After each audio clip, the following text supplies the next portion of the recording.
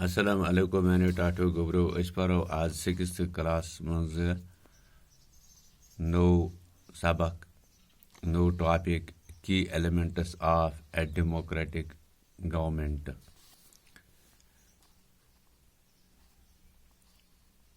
अत मज लिखो brief summary of the chapter.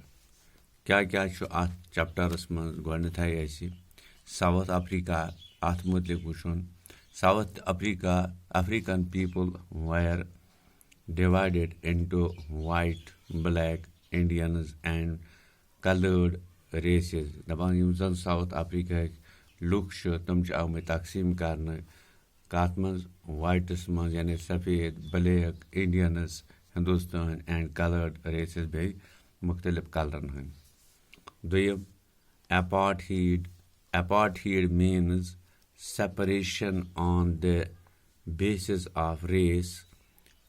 Blacks and Indians, colored people were not considered equal to whites.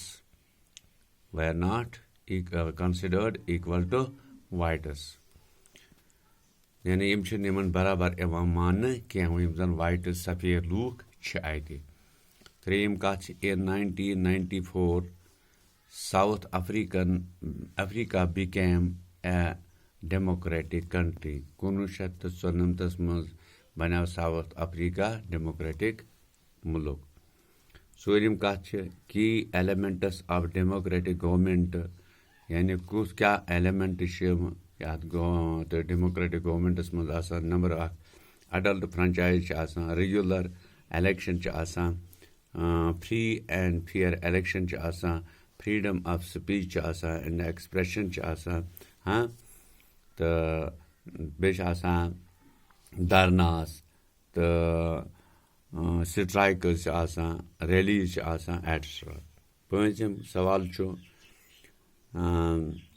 Need of resolve conflict. अत मज क्या the governments is responsible for helping to resolve conflicts.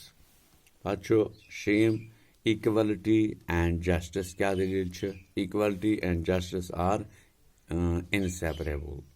तो यम अत यानी अत टॉपिकस मज अत चैप्टरस मज अहम कह पॉइंट्स यमन मुतलिक ब्रोकुन पर्न क्या वनान कित कन यह एलिमेंट्स ऑफ अमेरिकन गवर्नमेंट थो याद। आज गो यूत इजाजत आइंद वो अम ब्रोकुन क्या इजाजत। शुक्रिया।